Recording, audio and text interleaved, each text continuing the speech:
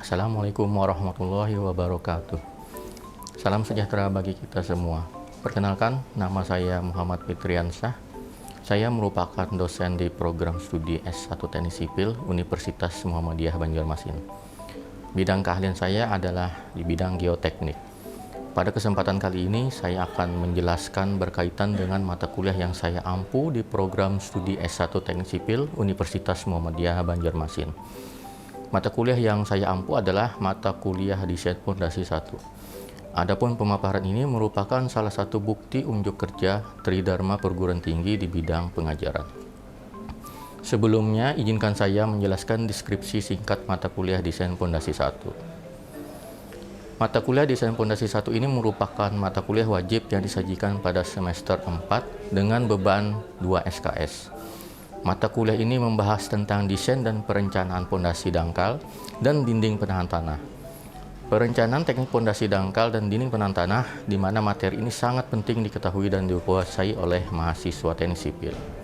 Mata kuliah ini berisikan tentang definisi dan jenis-jenis pondasi dangkal dan aplikasi berdasarkan penyelidikan tanah, prosedur perencanaan pondasi dangkal, menghitung daya dukung pondasi dangkal, menggunakan analisis terjagi, Skempton, Fasig, Meyerhof, perhitungan pembebanan pondasi dengan berbagai kombinasi pembebanan, perhitungan pondasi pada lereng dan tanah berlapis, distribusi tegangan dan penurunan, tekanan tanah aktif dan pasif, stabilitas tanah dan dinding penahan tanah.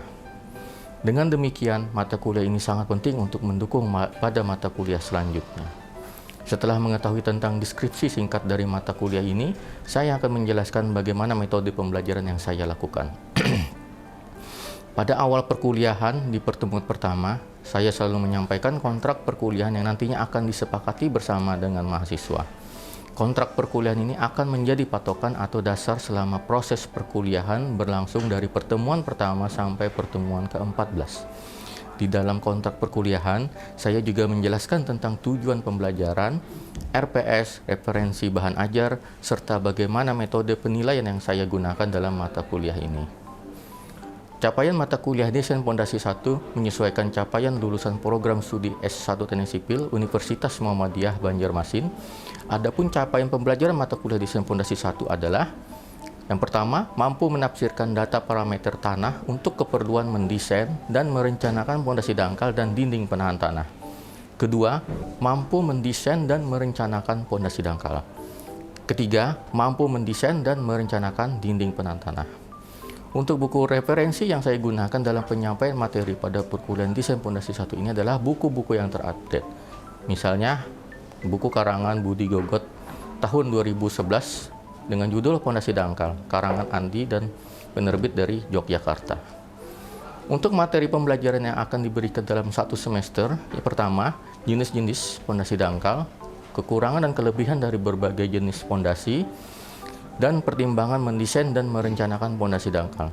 Kedua, berbagai macam jenis keruntuhan pondasi dangkal. Ketiga, daya dukung ultimate dan daya dukung izin pada pondasi dangkal. Keempat, daya dukung pondasi dangkal pada lereng dan tanah berlapis. Kelima, distribusi tegangan yang terjadi di dalam tanah. Keenam, konsep dasar penurunan dan menghitung penurunan pada pondasi dangkal. Ketujuh, pondasi memanjang atau menurus. Kedelapan, pondasi rakit. Kesembilan, tekanan tanah aktif dan pasif dalam tanah. Kesepuluh, stabilitas dinding penahan tanah. Kesebelas, turap cantilever. Untuk sistem pembelajaran mata kuliah Desain Pondasi 1 dilakukan secara tatap muka dengan tetap menjaga protokol kesehatan. Selama perkuliahan berlangsung, saya menjelaskan tentang materi-materi perkuliahan, diikuti contoh soal beserta pembahasannya, dan memberikan kesempatan kepada mahasiswa untuk berinteraksi dengan saya dengan cara berdiskusi secara langsung atau memberikan studi kasus agar mahasiswa lebih memahami materi dan merasa tidak bosan, serta proses pembelajaran dapat berlangsung secara dua arah. Untuk pendistribusian materi kepada mahasiswa, saya menggunakan media pembelajaran seperti Google Classroom, Google Drive, dan lainnya. Interaksi antara saya dengan mahasiswa bisa dilakukan secara tatap muka dengan cara interaktif setiap pertemuan perkuliahan di kelas. Untuk interaksi di luar perkuliahan saya bisa dilakukan dengan menemui saya pada jam di luar mata kuliah yang telah saya buat pada awal perkuliahan semester dimulai. Sistem penilaian dilakukan secara transparan dan akuntabel, seperti yang sudah dijelaskan dalam kontrak perkuliahan yang telah disetujui oleh dosen dan mahasiswa. Penilaian yang dilakukan mengacu pada aturan dari Universitas Muhammadiyah Banjarmasin, antara lain tugas 30%, ujian tengah semester 30%, ujian akhir semester 40%. Selain itu, saya juga akan memberikan nilai tambahan berdasarkan keaktifan mahasiswa seperti konsultasi tugas dan keaktifan mahasiswa di kelas pada saat perkuliahan. Berikut ini adalah video proses pembelajaran yang saya lakukan di pertemuan ketiga pada mata kuliah Desain Pondasi 1 secara tatap muka dengan materi perkuliahan daya dukung pondasi dangkal menggunakan metode terjagi dengan sub pokok bahasan. Pertama, menghitung daya dukung ultimate. Kedua, menghitung daya dukung izin pada pondasi dangkal. Pada pertemuan kali ini diharapkan mahasiswa dapat mengetahui dan menghitung daya dukung ultimate dan daya dukung izin pada pondasi dangkal menggunakan metode terjagi.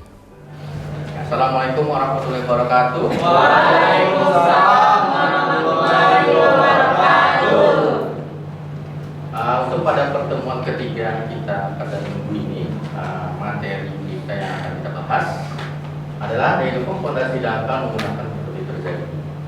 Nah, adapun sub materi yang disampaikan adalah menghitung daya dukung ultimate pertama, kemudian menghitung daya dukung izin pada pondasi dangkal. Jadi dua sub materi ini yang akan kita bahas pada pertemuan.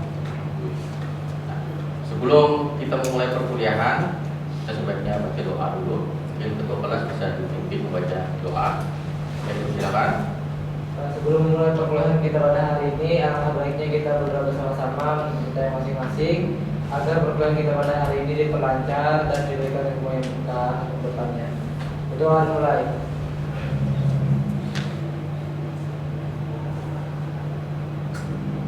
Doa selesai. Oke, kita langsung saja. Materi yang pertama adalah menghitung daya dukung ultimate. Nah, sebelumnya kita mereview dulu materi yang minggu kemarin. Kemarin kan sudah kita membahas tentang jenis-jenis keruntuhan pada pondasi dangkal. Kemarin ada masih ingat jenis-jenis keruntuhan pada pondasi dangkal itu apa saja? Ada masih ingat? Keruntuhan lokal dan Keruntuhan lokal, keruntuhan umum atau general, dan yang ketiga adalah keruntuhan ekspansi. Oke. Keruntuhan general itu apa? Ada bisa jawab? Keruntuhan general. Jadi kita mereview pertemuan yang kemarin di pertemuan ini. Jadi kita mereview dulu ya. Ada yang tahu? Ya, silakan. keruntuhan pada tanah atau masa bantuan pendukung bidang provinsi batas telah terlampaui pada sebagian kebutuhan bidang longsor pada saat bangunan runtuh akibat pergerakan berlebihan. Oke, keruntuhan secara general itu paling sering terjadi ya pada konstruksi yang terjadi pada bagian konstruksi bangunan atau jalan raya. Nah, yang di sini kita bahas adalah menghitung daya dukung. Maka sudah. Sekarang kita membahas daya dukungan. Nanti ada berkaitan antara jenis keruntuhan dan daya dukung. Oke, kita langsung saja. Nah, di sini ada gambar fondasi ya. Nah, di sini ada keterangan atau penjelasan daya dukung tanah adalah kemampuan tanah untuk memikul tekanan atau beban maksimum yang diizinkan. Nah, sini ada kata diizinkan. Artinya kalau diizinkan, kalau dia terlalu berlebihan tidak boleh. Tapi kalau dia kurang dari diizinkan, dia boleh. Artinya aman ya. Nah, daya dukung ultimate atau Q kecil atau kemudian ada U kecil. Nah, di sini ada kaitan dengan beban maksimum. Artinya kalau bebannya terlalu besar, maka keruntuhan geser pada tanah akan terjadi. Nah, di sini ada gambar model suatu fondasi ya, fondasi dangkal, fondasi persegi ya. Nah, di sini ada pada bagian atas fondasi itu ada gaya aksi, kemudian pada bagian dasar fondasi itu reaksi. Jadi aksi ini adalah beban yang bekerja pada bangunan atas struktur atas. Kemudian reaksi ini adalah gaya yang menahan atau yang bekerja pada bagian bawah fondasi. Ini reaksi ini tanah pada dasar fondasi. Jadi kalau reaksinya lebih rendah pada aksi, maka yang terjadi akan terjadi keruntuhan. Artinya beban maksimum sudah melampaui dari batas kemampuan reaksi si tanah pada bawah fondasi. Nah, kemudian sini ada daya dukung izin. Daya dukung izin artinya berkaitan dengan safety factor. Safety factor ya. Jadi safety factor ini sudah tersedia di standar SNI 8460 tahun 2017. Jadi pada beberapa standar atau safety factor untuk beberapa jenis bangunan, gedung, jalan, bahkan bangunan air juga dari situ. Oke, ya silakan. Kemudian, sampai sini ditanyakan dulu. Sampai sini ditanyakan. Kalau tidak ada kita lanjut lagi. Nah, di sini ada beberapa rumus daya dukung ultimate atau QU untuk fondasi dangkal. Nah, ini ada rumus-rumus yang disediakan oleh Terjadi. Di sini ada fondasi menerus. Ini rumusnya ultimate CLC tambah INT tambah 0,5 kali gamma kali B kali N gamma. B ini adalah dimensi fondasinya. Kemudian C itu adalah kohesi tanah. Kemudian G adalah pembebanan atau overburden. Kemudian NC, NG, N gamma ini adalah faktor-faktor yang didapat dari mana? Ada tahu? Dari jenis tanah yang ada pada bagian bawah dasar fondasi dan yang ada pada bagian atas. Nah, di sini ada persamaan keterangan di sini.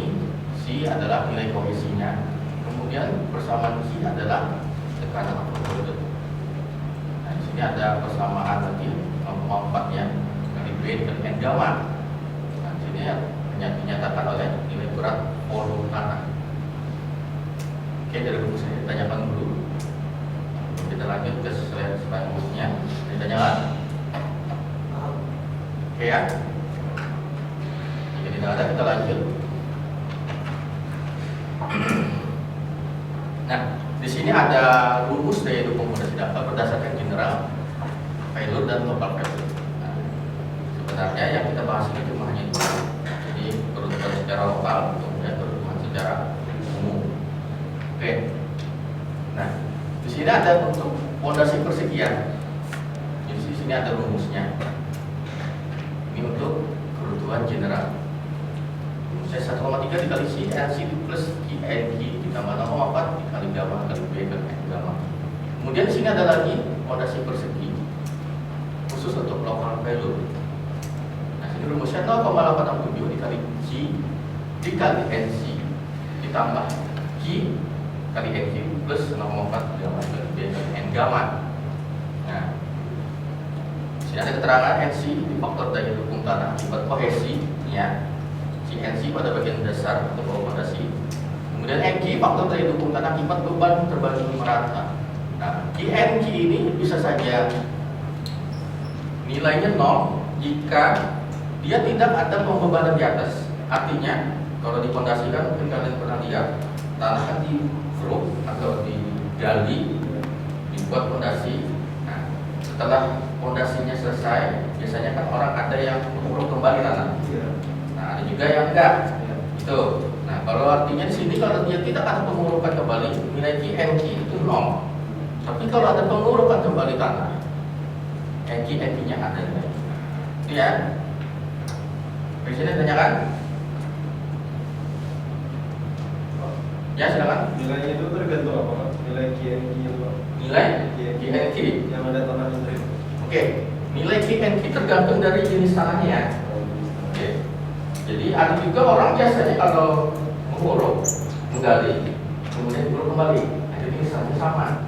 Tapi kalau dia menguruk, membuat fondasi, kemudian menimbun tanah dengan timbunan tanah pilihan atau jenis tanah lain, artinya parameter tanah tadi berbeda. Jadi nilai-nilai parameter yang MG ini itu berbeda. Dan G kan berkaitan dengan gamma tanah itu berbeda. Oke, jadi tergantung dari jenis tanah yang akan diuruk untuk khusus G and E. Tidak tanyakan lagi, kalau tidak ada lanjut. Nah, di sini ada tabel yang disediakan oleh Terjadi. Di sini ada khusus untuk lokal surveyor. Untuk kebutuhan lokal bisa digunakan tabel ini. Kemudian kalau untuk general surveyor atau kebutuhan secara umum bisa menggunakan tabel ya. Nah, di sini ada beberapa parameter ya, ada parameter sudut geser dalam. Kemudian di sini ada faktor-faktornya, ada faktor NC, NG, N gamma. Jadi nilai-nilai NC, N gamma tadi didapat dari tabel ini. Jadi sebenarnya ada rumus lagi, tapi kalau mau enak pakai tabel ya. Kalau tidak ada parameter tanah yang tersedia di sini, misalnya ini kan paling besar di sini 50 derajat di sini. Misalnya 50 artinya kita pakai rumus. Cari sendiri. Ya, kita hitung sendiri. Nah, di sini ada rumus daya dukung izin. Ki izin sama dengan daya dukung ultimate dibagi dengan safety factor. Nah, di sini ada QU dibagi safety factor. Yang sudah dijelaskan tadi, safety factor untuk fondasi dangkal sesuai dengan standar SNI tahun 2017 itu minimal 2,5 sampai 3. Ya, batasnya minimal 2,5 sampai 3. Apakah boleh di bawah 2,5? Oke, kita harus merancang atau merencanakan suatu fondasi itu berdasarkan SSI. Ya. Nah, di sini ada contoh soal. Di sini ada fondasi, ada data tanah. Nah, yang harus kita cari adalah daya dukung ultimate. Kemudian daya dukung izin jika SF-nya sama dengan 3. Kemudian perubahan Q yang harus dipikul oleh fondasi. Nah, di sini ada rumus karena di sini tipe apa namanya? Tipe bentuk fondasinya itu persegi, berarti kita menggunakan rumus persegi. Limit sama dengan 1,3 dikali C dikali NC plus QNQ plus 0,4 dikali gamma dikali B kali N gamma. Ya, karena di sini ada data tanah, artinya di sini ada tanah urukan kembali. Jadi si fondasi ini diuruk kembali ya. Akibat urukan itu akan terjadi penambahan pembebanan pada bagian atas fondasi ini ya. Nah, untuk 30 derajat ya, untuk sudut geser pada bagian data tanah atas fondasi itu nilainya adalah 28 ya. Kemudian pada bagian bawah fondasi sudut geser 30 derajat. Nah, hal pertama yang kita cari adalah nilai NC, NQ, N gamma. Jadi dari sudut geser ini kita bisa mengambil data-data NC, N gamma menggunakan tabel ini. Karena tadi di contoh soal jenis keruntuhan yang ditanyakan adalah general atau keruntuhan secara umum, berarti yang kita gunakan adalah tabel yang general. Gitu. Kembali lagi ke contoh soal. Nah, dari data-data tanah ini, dari data sudut geser tanah ini, kita dapat mengambil dari tabel nilainya NC, NQ, N gamma. Nah, dari 30 derajat tadi kan sudut gesernya NC-nya 37, kemudian NQ-nya 22,6, N gamma-nya 19,13. 28 derajat, NC-nya 31, NQ-nya kemudian N gamma 8. Kemudian tahap pertama kita hitung nilai Q akibat pembebanan di atas fondasi akibat tanah urukan tadi ya. Nah, masukkan datanya, gamma dikalikan tinggi dari muka dasar tanah fondasi sampai ke dasar fondasi. Nah, dikalikan 1,4 dikali 0,8 1,8 meter kubik. Masukkan ke dalam rumus. Karena si NC-nya sudah kita dapat, nilai data-datanya sudah ada, kita masukkan ke dalam rumus. 1,3 dikali si NC. Nah, C-nya adalah kohesi 0,67 karena di sini si NC adalah data tanah pada bagian bawah fondasi, berarti data Itu yang kita gunakan. Oke, tensinya berapa? Kemudian tambah Q. Nah, hasil dari perhitungan Q tadi kita masukkan ke dalam perhitungan Q dikalikan dengan NQ. Q-nya 1,2 dikalikan dengan NQ untuk data tanah pada bagian atas. Berarti NQ-nya sama dengan 17,81 ya.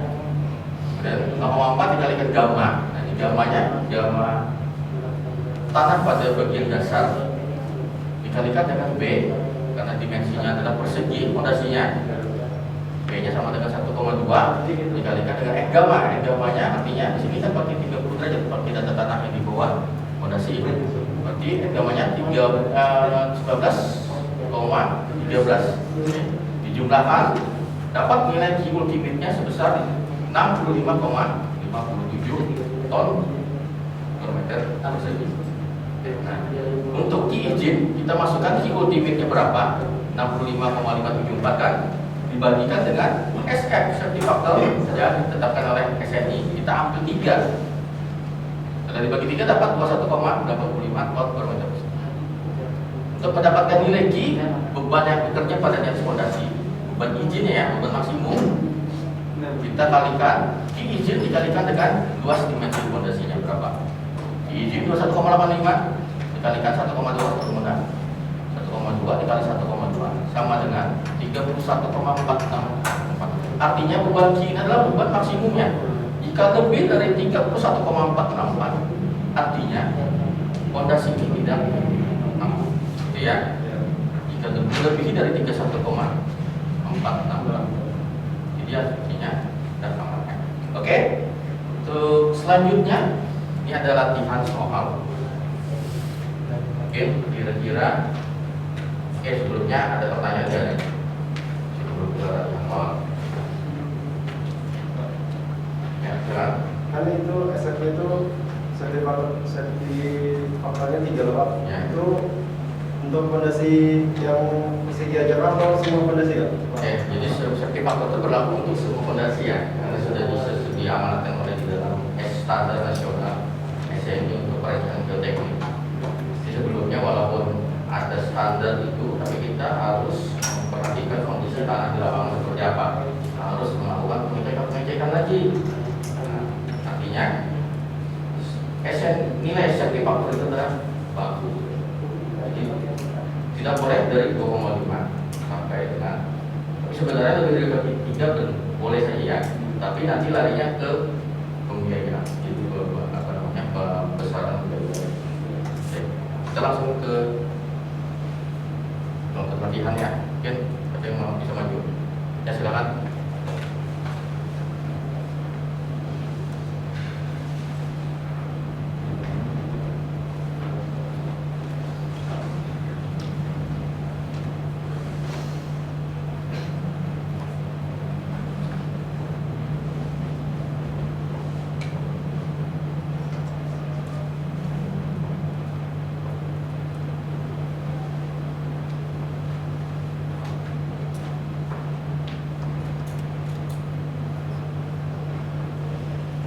Ya, ditanyakan lagi. Tanyakan tambah sedikit ya. Jadi di sini asumsinya pada bagian dasar fondasi atau pada bagian bawah fondasi itu tanahnya memungkinnya, tapi tidak menutup kemungkinan di lapangan tanah pada bagian bawah fondasi ini heterogen. Mungkin kedalaman setengah meter itu berbeda dia. Meter selanjutnya berbeda lagi jenisnya. Maka di sini kemungkinan itu bila melakukan analisis atau perhitungan data itu harus dimasukkan ke bagian ya, jadi menyesuaikan dengan kondisi di lapangan.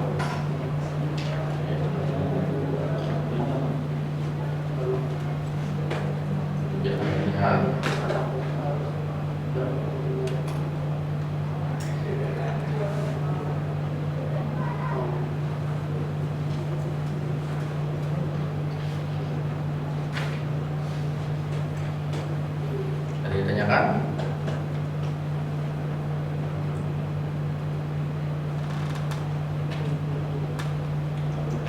Oke, itu ya.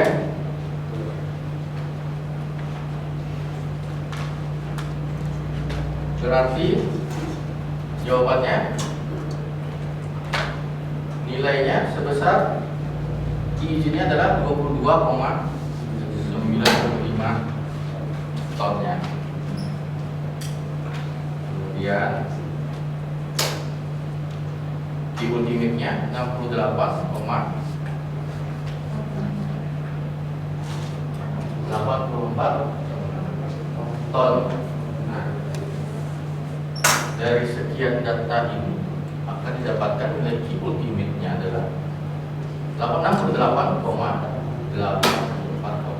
Izinnya sebesar 22,95 ton. Oke. Dari pertemuan materi ini mungkin ada yang bisa menyimpulkan. Ya, silakan. Untuk peruntukan pada kondisi kapal ini bisa disebabkan oleh tanahnya. Oke, keruntuhan faktor utama yang menyebabkan keruntuhan atau jenis keruntuhan itu adalah parameter tanah atau jenis tanah. Itu yang paling penting. Kemudian adalah pembebanan. Pembebanan seperti apa? Jadi ada dua faktor itu yang mempengaruhi untuk jenis keruntuhan terjadi. Oke. Jika tidak ada, kita ambil kesimpulan pada pertemuan hari ini. Kesimpulannya adalah nilai Q izin atau Q ultimate itu sangat dipengaruhi oleh pembebanan pertama, kemudian adalah jenis tanah. Iya.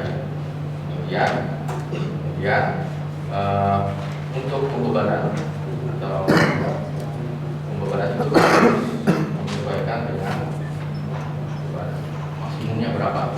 Kemudian safety faktor itu harus menyesuaikan dengan SMI yang telah ditetapkan.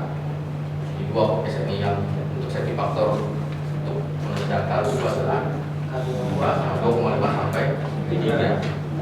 Oke. Mungkin pertemuan kita sampai di sini dulu ya. Oh ya. Mungkin di absen ini kalian silakan absen ya. Ya mungkin kita tutup dulu pertemuan kita pada minggu ini. Sampai jumpa di minggu depannya. Ya, untuk materi minggu depan kita masuk ke bentuk-bentuk pembebanan pada kondisi dangkal serta bentuk pembebanan pada kondisi tanah yang miring atau lereng. Oke, kita tutup dulu pertemuan ini. Assalamualaikum warahmatullahi wabarakatuh.